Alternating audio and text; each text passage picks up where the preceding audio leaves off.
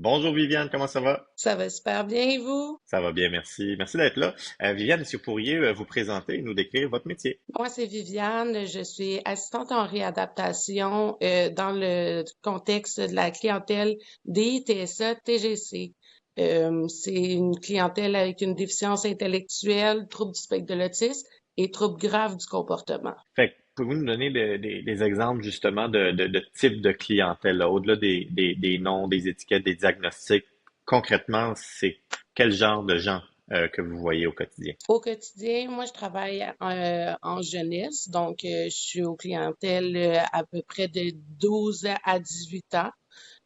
C'est des gens qui sont, ils nécessitent beaucoup de réadaptation sociale, de comportement, pour qu'ils puissent éventuellement aller soit dans des familles d'accueil ou retourner même avec leur famille quand que c'est possible. Puis dans quel genre d'établissement est-ce que vous travaillez? Moi, je suis dans une ressource intermédiaire, ben, en fait une RAC, ce qu'on appelle, c'est plus poussé, mais on est le dernier step avant l'hôpital psychiatrique, là. Il y en a beaucoup des acronymes dans le Oui, domaine de la santé, hein? vraiment, Puis exactement. moi, je suis intensiviste, puis il y a beaucoup de choses que je sais pas, fait que je me dis ça vaut la peine pour les gens qui nous écoutent des fois de les Oui, décrire. surtout Ah, pour le milieu hospitalier. En fait, quand on arrive avec notre type de clientèle, souvent, les hôpitaux ne savent pas comment nous aider parce que c'est une clientèle qui est quand même très difficile à comprendre, à cerner, ils sont très imprévisibles. Donc, souvent, travailler en collaboration avec les hôpitaux, c'est de mise. pouvez-vous nous décrire vos responsabilités? Nous, on travaille très en collaboration avec les psychoéducateurs, les pédopsychiatres et les éducateurs afin d'élaborer des plans d'intervention. Nous, dans le fond, on s'assure dans le quotidien de suivre les routines qu'on met en place pour stabiliser les jeunes et éventuellement acquérir des nouvelles compétences pour faire plus de réadaptation. C'est quoi le plus grand défi de votre métier? De voir la vulnérabilité et la détresse chez les jeunes en état de crise. Sans peut-être donner un exemple concret, mais pouvez-vous un peu nous le décrire, là, ça ressemble quoi? C'est physique, c'est violent, c'est auditif, c'est les pleurs, qu'est-ce qui vous touche? C'est agressif, c'est violent. Parfois, on touche un peu plus de vulnérabilité, puis là, on a un peu plus de pleurs et de cris. Et ça, on est content quand on voit ces émotions-là. Ça veut dire qu'on est capable de plus aller travailler l'émotion que quand que c'est plus de la violence et de l'agressivité qui ressort. C'est plus difficile. On arrive plus à des interventions physiques au-delà d'avoir des interventions thérapeutiques. C'est quoi la clé pour être capable de créer le lien avec les gens que vous soignez? Se mettre à leur niveau, ne pas avoir le sentiment d'être différent d'eux, de vraiment, moi, ce que je fais souvent, là, je me mets au même piédestal qu'eux. S'ils font des tics vocaux, je vais les faire avec eux jusqu'à temps de créer un bon lien avec eux. Puis après ça, on peut arriver avec un peu plus d'humour, tout ça. Mais ça prend du temps et il faut pas lâcher, même si c'est difficile au début. Ramenez-nous à vos débuts. Pourquoi vous avez choisi ce métier-là? Mon parcours est assez particulier. Je m'en allais en soins infirmiers. Finalement, d'une mauvaise relation qui j'ai dû l'amener en psychiatrie.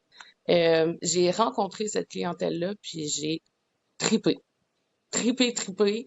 Puis j'étais toujours dans un parcours en soins infirmiers. Puis j'ai eu la chance d'avoir des profs exceptionnels en santé mentale qui m'ont amené l'été faire un stage au Camp Papillon, qui est un camp pour personnes handicapées. Je les remercie au fond du cœur parce que sans le Camp Papillon, je ne serais pas l'intervenante que je suis aujourd'hui. Je connais le Camp Papillon, c'est drôle. Ma femme a déjà fait du bénévolat ou travaillé là-bas Ah, c'est dans un sa jeunesse. endroit merveilleux, tellement magique.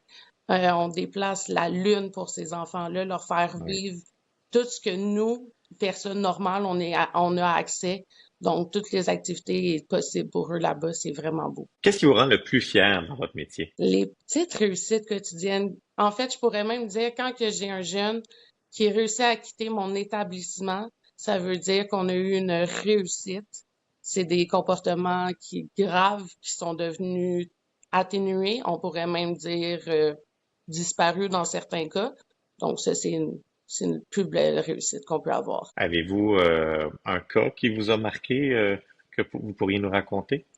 Oui, j'avais une jeune avant qui a eu un bon trauma, qui avait arrêté de s'alimenter, de manger et tout ça. Puis avec une très bonne réadaptation, ben maintenant elle reparle, elle mange, elle retourne à l'école, elle est rendue dans une ressource. Euh, Tu sais, il y a beaucoup de difficultés dans le réseau et je pense pas me tromper en me disant que peut-être votre secteur est un des plus mal aimés, on va dire là. Oui, vraiment. Euh, Si vous aviez une baguette magique, qu'est-ce que vous changeriez? Je changerais des installations adaptées pour nos jeunes. Ceci dit, avoir accès à peut-être des salles d'isolement, des gymnases pour faire dépenser leur énergie parce que être enfermé en quatre murs et pas avoir beaucoup de place, ça laisse avoir des comportements encore plus agressifs, là. Malheureusement, c'est ça qui arrive dans la plupart de nos installations. On n'a pas tous les choses adéquates pour tous nos jeunes. Ça semble être un peu spécial que ce soit pas déjà fait.